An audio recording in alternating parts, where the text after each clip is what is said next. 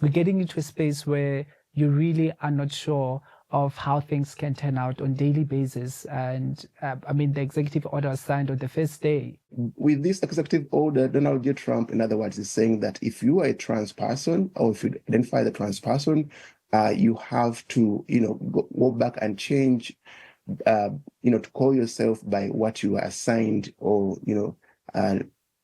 the sex you are given at birth.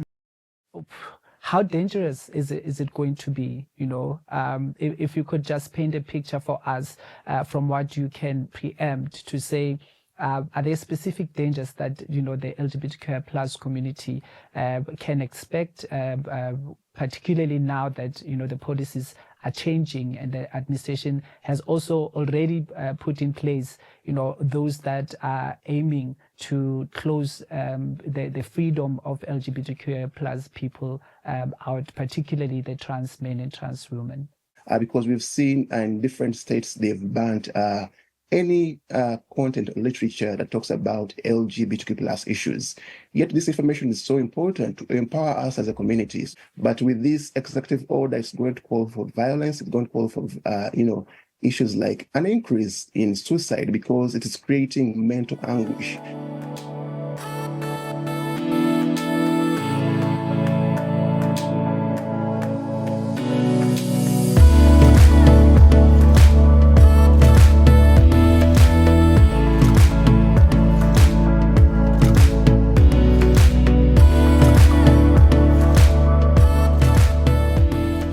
Hello, everyone. Welcome to another episode of The Real Queer Talk with myself, Tholo, the Inimitable one, Motaung. And we are in a very challenging time at the moment. We all have seen how the new president of the United States of America has signed new executive orders. And part of those affect us as the LGBTQI plus community.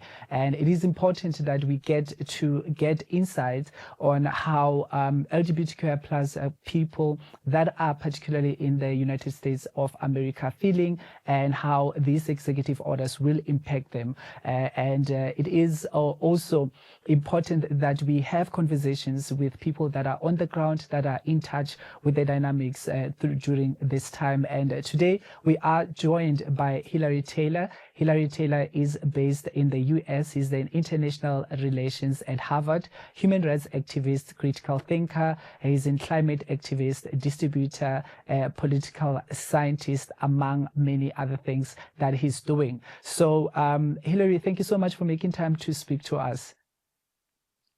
I'm profoundly honored and exceedingly humbled, for inviting me to be part of this conversation at this critical time where LGBT plus rights are under attack by this administration of Donald J. Trump.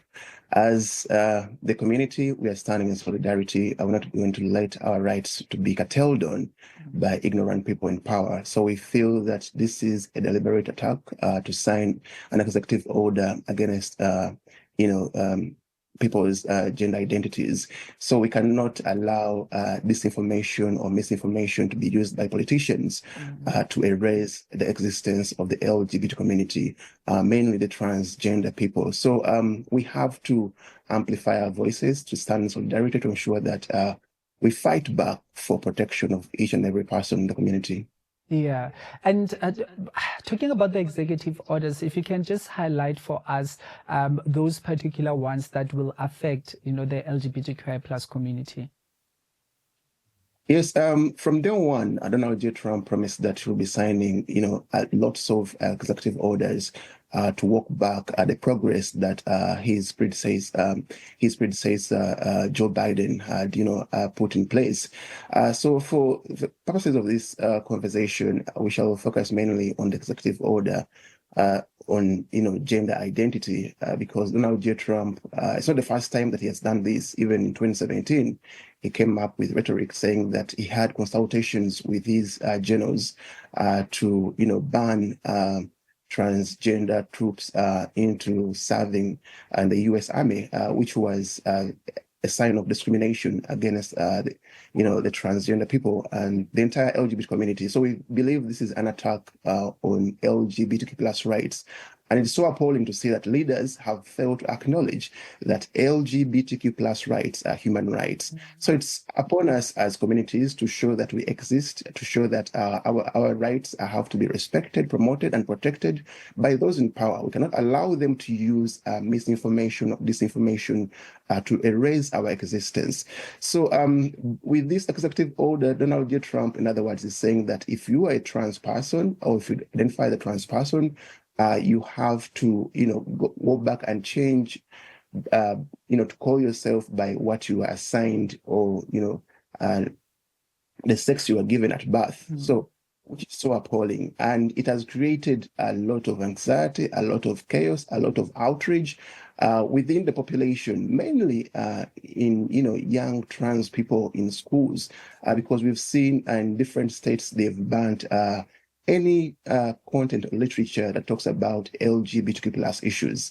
Yet this information is so important to empower us as a community. So if leaders are banning these books in schools, then it means that they don't want us to feel safe in these schools. We all know that schools should be safe places. No child should fear for their safety in school. But with this executive order, it's going to call for violence. It's going to call for, issues like an increase in suicide, because it is creating mental anguish within, the LGBT community, mainly the trans people. So you're compelling them to identify by what they were assigned at birth. You're telling them to go and change their identifications. Those who have driver's licenses, you're telling them to change them. Those who are serving in the military, you're telling them you're no longer employed in the military because of, their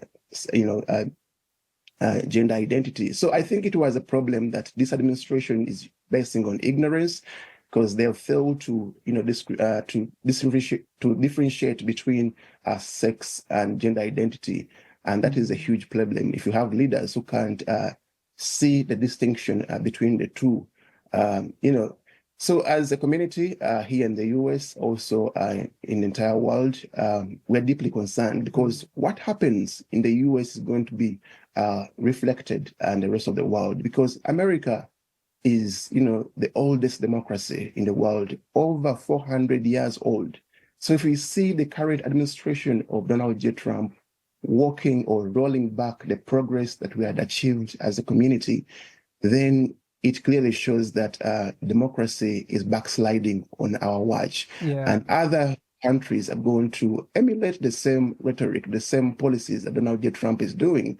On our African continent, we have conservative leaders, and they've been emulating what evangelicals from the global north are telling them, mainly in the US and the UK.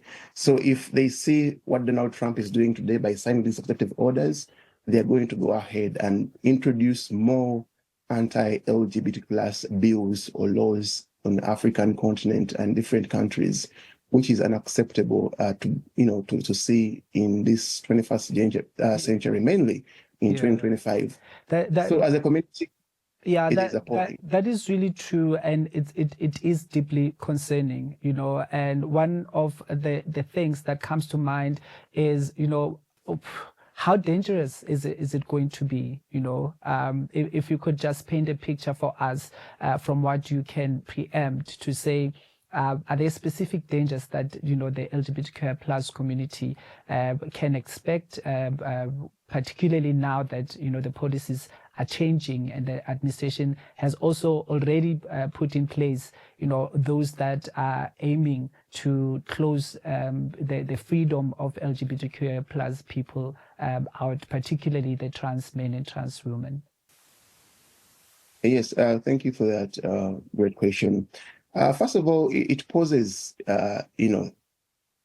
threats. There's going to be likely an increase in terms of violence against trans people in our community. So it is now, it's like legalized with this executive order. Donald Trump is giving a go-ahead to the homophobes or the transphobes to ensure that they do whatever they want against, anyone who identifies as trans.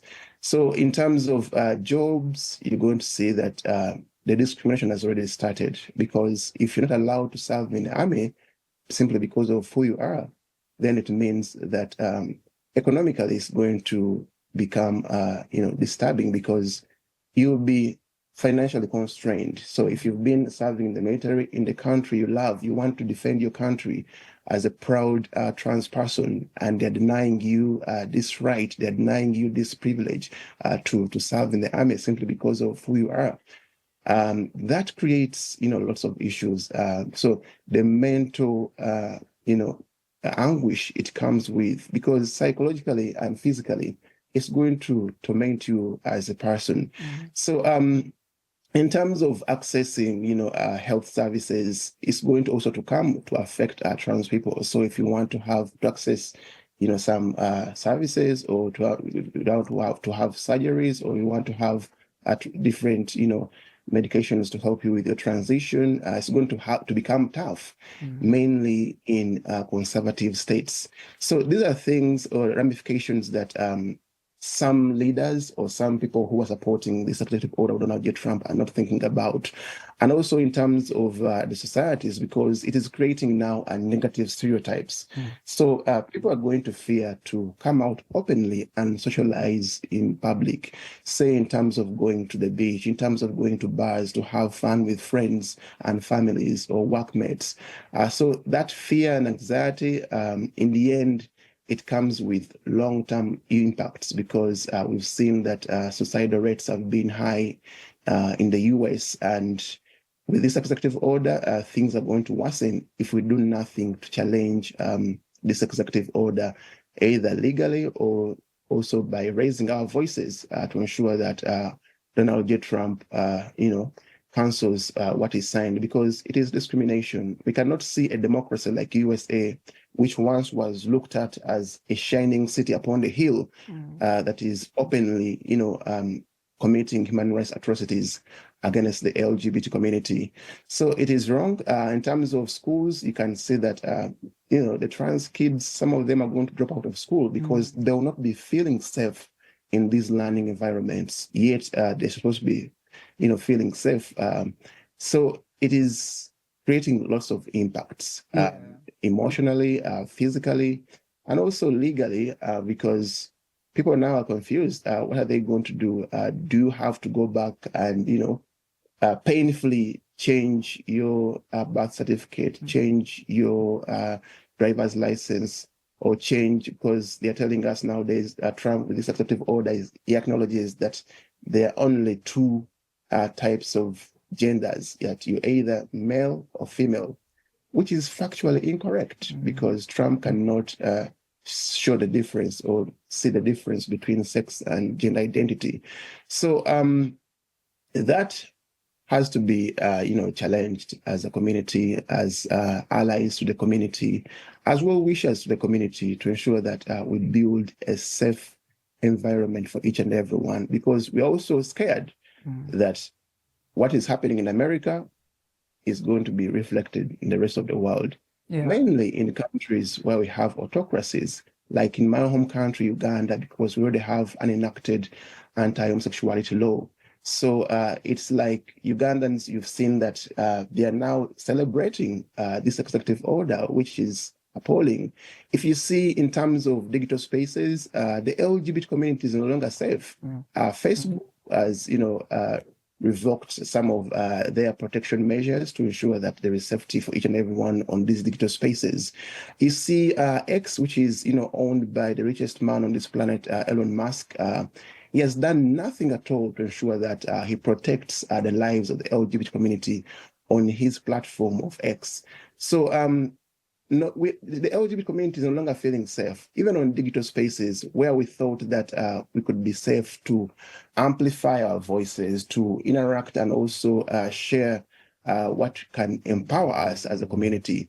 So there are lots of things that we have to tackle, and mainly on social media, because people who are coming from conservative countries or autocratic countries, we thought that social media is the most powerful tool that we can use to fight for our rights. But if we no longer feel safe on such places, then it speaks volumes, and it calls for an immediate action from our community and well wishers to ensure that there is safety for each and everyone. So if it needs to engage in lobbying, to engage in backdoor meetings and fix this mess. We have to do each and everything. And it is time for us to roll our sleeves, join the trenches of the struggle and fight for our rights, because nobody is going to, violate our rights on our watch. Yeah, and you know that you're painting a very worrying picture, and one can not stop but wonder, with mental health wellness of all the LGBTQ people in the USA at the moment. What is the sense like? What is the climate like? Because now we're getting into a space where you really are not sure of how things can turn out on daily basis. And the executive order was signed on the first day. Mm. Yes, well, because of the signing of the executive orders, with the anxiety it has created, as you said, nobody's, assured of what's going to happen, because Donald J. Trump sometimes is unpredictable. It's just going to wake up and surprise, each and everyone. Just like in 2017, when he said that he consulted, some generals in the army to ensure that they ban trans people from serving the U.S. Army. The Pentagon was quite unaware because they say that he didn't engage them into any consultations to come up with this ban. So just like the same time, even today, I think Donald J. Trump is, held captive by the evangelicals. They are the ones who are telling him what to do. As a commander-in-chief, he has failed to have a clear, direction of this country, because he promised to unite the country. Right now, what we need as the U.S. or residents in the U.S. or citizens in the U.S. is to see a uniting leader. But currently, we're seeing someone who is dividing us. And we believe that an attack on any one of us within the community is an attack on all of us. So we are all affected in the same way, because if you're a trans person, you fear sometimes to come out openly. So it's going to keep very many people in closets. So some will even fear to come out and, openly say that I am trans because of this executive order, which we don't want. We want people to live free in this environment, in this world, other than living in fear because of what our politicians think.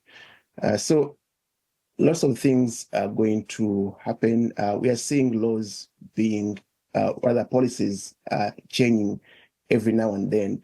Today, if you visit very many websites of agencies in the US, you see that they are changing the policies of the organizations because of the executive order that Donald J. Trump, signed. So by law, I think they're supposed to change the policies. If you can visit maybe like the State Department or other agencies, they've already started changing these policies. So it has exacerbated the fear within the community. Yeah. And we need to stand with each other, whether in terms of providing, therapy, or providing anything anyone can think of to ensure that nobody is left behind in such a worrying time. DreamStream, a place to create yourself. Record video, music, and podcast in our full-service studio. DreamStream, a place to create yourself. Record video, music, and podcast in our full-service studio. DreamStream, a place to create yourself.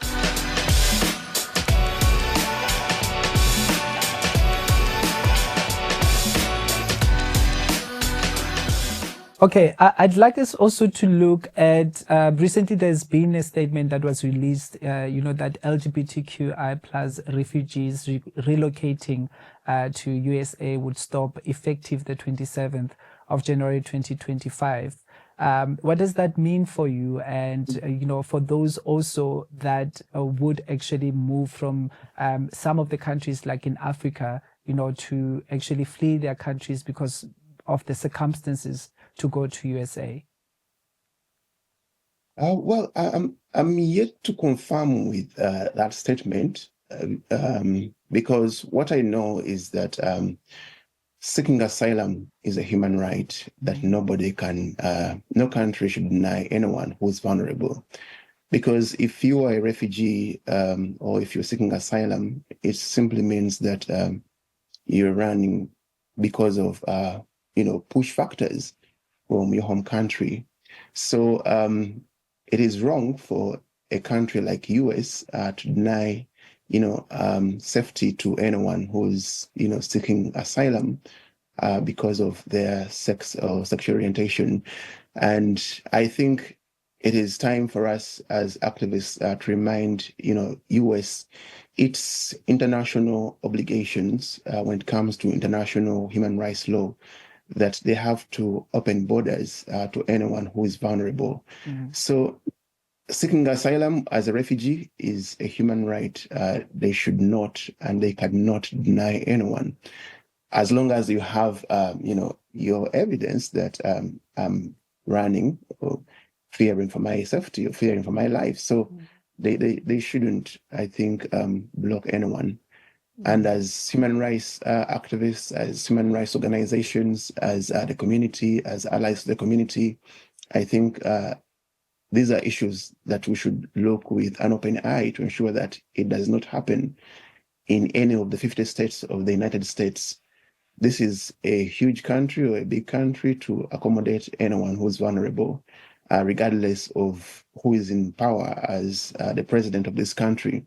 Yes, we all know that Donald J. Trump vowed to be a dictator even before he came to power, that he would be a dictator. And it is a fact that he admires dictators, because you see how he liaises well with autocrats like Vladimir Putin in Russia and Xi Jinping in China.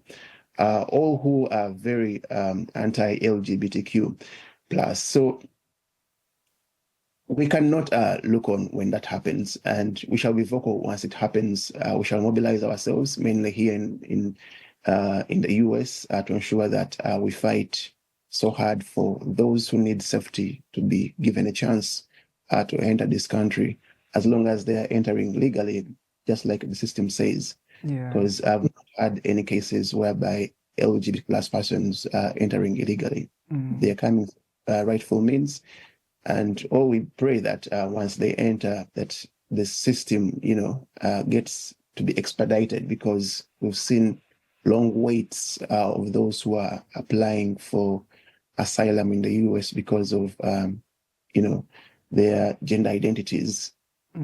Some states, you see that the process is moving so fast, but in some states, there is a lot of bureaucracy, and that long wait comes with lots of, mental issues with members of the community. Yeah. But we are looking on, our eyes on ground, and the boots will be on ground. And as activists, of course, and NGOs, you are playing such a crucial role to be the voice of the voiceless and the ones that are vulnerable and the ones that are in the minority. What is the situation like? Are you going to be able to continue advocating for the rights of the queer people, maybe the same way, or you preempt that the situation might be different? Yes, personally, I'm an activist for life, and I always expose injustices wherever I see them, including injustices against the LGBTQ plus community. So with this executive order that Donald J. Trump has signed, I think it, gives me more, it demands me to fight back for, more, because if I've been fighting less, I should double my efforts to ensure that this law is not implemented to affect any person from within our LGBT plus community. And I believe it's the same case with different activists, because I've liaised with them in different movements, with the LGBT community, with the climate movement.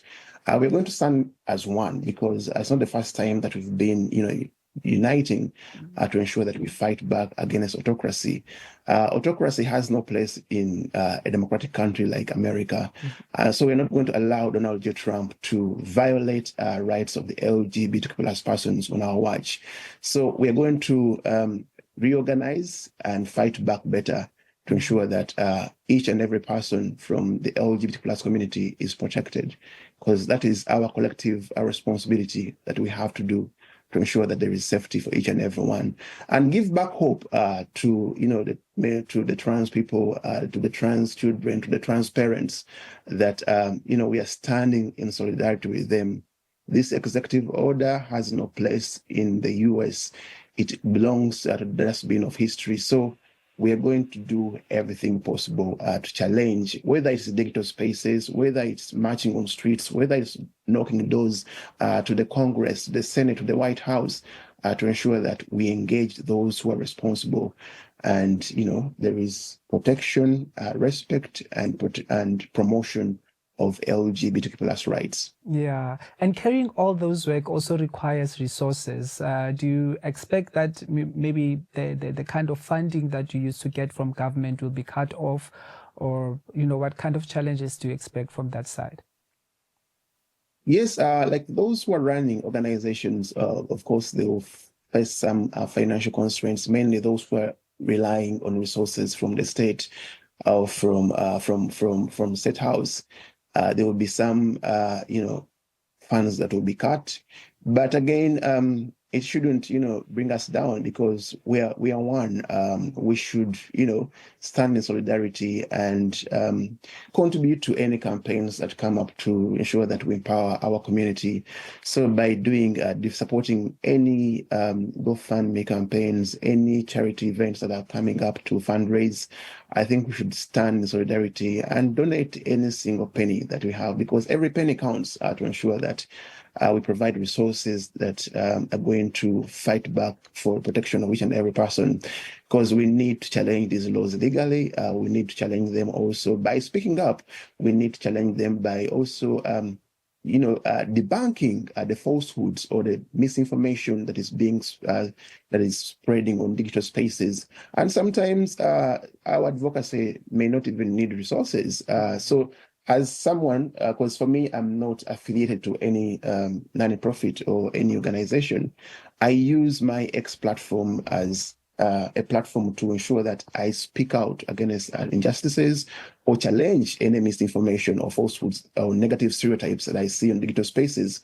Since these big tech companies have failed to police the attacks on the LGBT community, have failed to police the propaganda or the misinformation.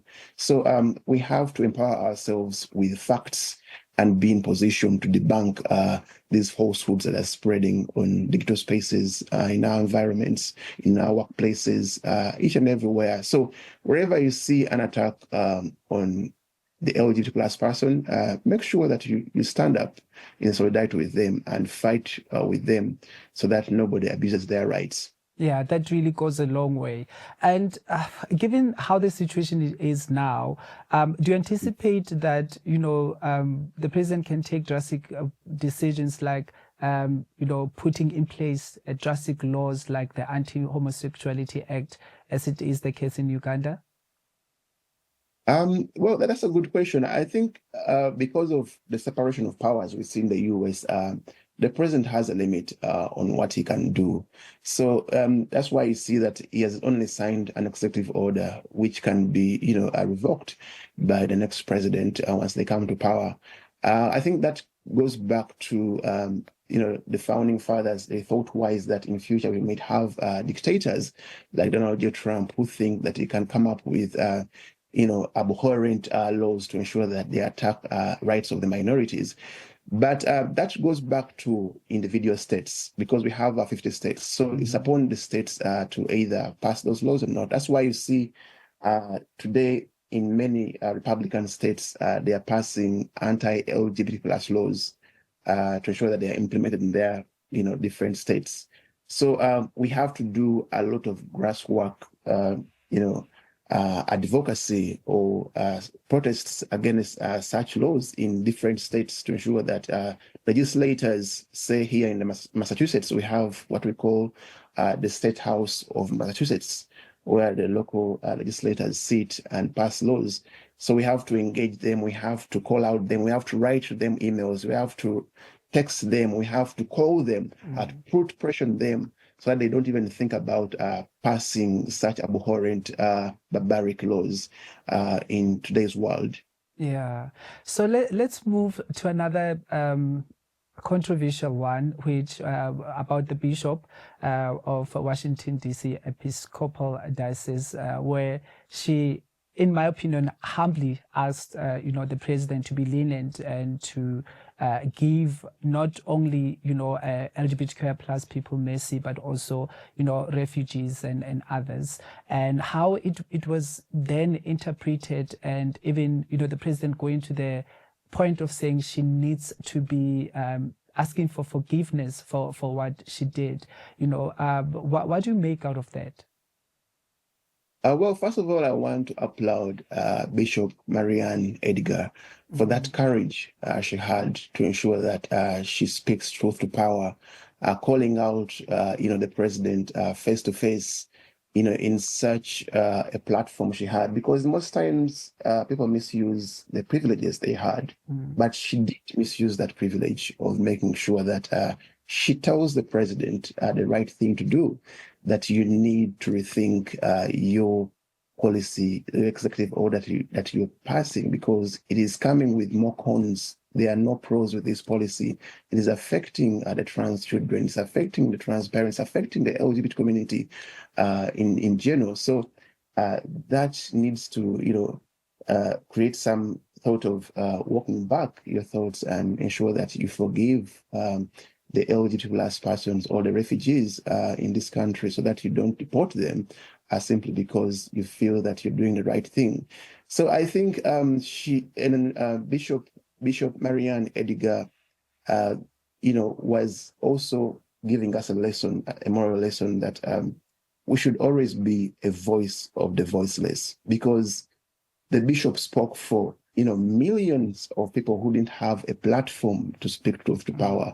It is so sad or appalling to see that the president used, a rhetoric to when President Donald J. Trump called Bishop after the mass, called Bishop, Edgar a nasty person, which was so sad coming from the head of state, because this was a kind message, a message that was calling for love, that was calling for inclusion, that was calling for tolerance, that was calling for unity, that don't divide people. We are all, we are born free and equal. You should respect each and everyone. These are victimless people that you're targeting with this executive order. But the president, didn't use emotional intelligence to ensure that, he respects the words of the bishop. So to people like us, the activists, the people who are part of the LGBT plus community, we are proud of, the message that Bishop Edgar sent out. And also we call upon different religious leaders to use their platforms to ensure that they call for love, they call for inclusion, they call for tolerance, because that is what we need in today's complex world, which is so polarized. So any religious person, whether in America, whether you're in, the global South, make sure that you call for, love, because love wins. We should not let hate triumph over love. So we're going to stand in solidarity with the bishop, and we're encouraging people, to stand in solidarity, because right now she's facing, threats. People aren't threatening. People want her dead because of what she said. But this was a harmful message the bishop passed on, and the bishop wants to say that we are all treated equally with respect and dignity, because we are born free and equal. Nobody should be targeted simply because of who they are, or because of who they love, the way they identify. Yeah. So the moral lesson to each and everyone from Bishop Edgar is be the voice of the voiceless. That's what I think what we should emulate. And don't be intimidated. Be brave to speak, because sometimes it takes courage to say what is right. And, for me, it just motivated me, and, it gives me courage to speak up more for our community. Yeah, and I'm grateful to hear that, because for me also what I observed was that was Christ-like approach to use, because she really humbled herself, and she was really pleading to say, perhaps look at things in a different way. It's just said that it's been interpreted in ways that really one cannot even describe, that, it doesn't make sense how it's been interpreted, because it doesn't reflect exactly what actually took place when she delivered that message. So to conclude our conversation, what is the future like, if you are able, to maybe share with us what is the way forward for human rights activists like yourself and NGOs in promoting and also advocating for LGBTQI plus people rights in America? Yes, that's so good to ask. I think we should remain with hope. Let's keep our hope alive, because we've come from very far to get where we are today. And we're not going to allow anyone to roll back the progress that we've achieved, because very many individuals, very many organizations collectively have sacrificed a lot to ensure that, LGBT plus rights where they are today. So we're not going to allow, an ignorant leader, whether they're in State House, whether they're in the Senate, or whether in the Congress, or in Parliament, or in any leadership office, to walk us back to years where we were. I think it is time for us to organize. Yes, we believe that there's going to be some panic. We believe that the chaos is not going to stop. The anxiety is going to be exacerbated. But we need to re-empower ourselves to ensure that we overcome these challenges of Donald J. Trump and other leaders. We have to call out the evangelicals, because they are the biggest problem to the LGBT plus community, because we are facing this executive order mainly because of them, not only in the US, but also on the African continent, because we've seen organizations like, Family Watch International, led by Sharon Slater, or Scott Lively, coming to Uganda. Now they're going to Kenya. They're in Ghana. They're in different countries, Burundi, Tanzania. We've seen what's happening in Namibia, that they revoked the Marriage Act of the LGBT persons. Mm-hmm. So it is concerning, and deeply concerning, to see that we have to unite right now, because such laws or executive orders are the ones that are going to unite us and show that we are one, and we're not going to allow to be divided, or we're not going to allow our movement, to be erased. We're not going to allow our existence to be erased by leaders like Donald J. Trump, or in our respective countries like Uganda, because even today in Uganda, as Ugandans, we're still fighting back in courts to ensure that there is a full, nullification of the draconian anti-homosexuality law that was enacted in 2023. So we're going to push back always. And for those who are using digital spaces, for me, I believe that the phone right now is the smallest computer in our hands that we are blessed with our current generation. So whether you're Gen Z, whether you're a millennial or a boomer, it is time for us to stand united and challenge this hate, challenge the negative stereotypes, challenge the homophobia, the transphobia, the biphobia, and ensure that we, build a better world where there is love, tolerance, inclusion, and peace for each and every one. Let's make sure that we fight for the protection of each and every person. Let's make sure that we debunk the misinformation or disinformation. Let's make sure that we push for policy change, because right now, with this executive order in the US, we need to knock doors, make sure that there is change. So let's do each and everything possible we can in our endeavors If you can volunteer, if you can, join any movement, any NGO, and amplify the voices and give back hope to the trans kids that we are standing in solidarity with them, the trans persons. If you have any trans friend, it is time to, give them back hope and show them that we are standing together in this. And Donald J. Trump or any dictator is not going to break our solidarity or our heart, because we belong and nobody is going to, destroy us on our watch. Yeah. Hilary, thank you so much for making time to speak to us. I know it's in the morning there. You have a full day ahead of you. And we wish you all the best. We appreciate, the grit that you have to push things into the right direction. Being selfless as well, because, it takes a lot to do the kind of work that you do. And we wish you all the best, and that you remain positive. You are in our thoughts. You are in our prayers. And I think as an international community, we stand with you, and in ways that we can be able to support you, we'll definitely do that. I trust that we'll have another chance to speak in the future. It's a pleasure, and definitely, yes, you can always count on me. Yeah, thank you, and keep well. You're welcome. Have a good day. Thank you.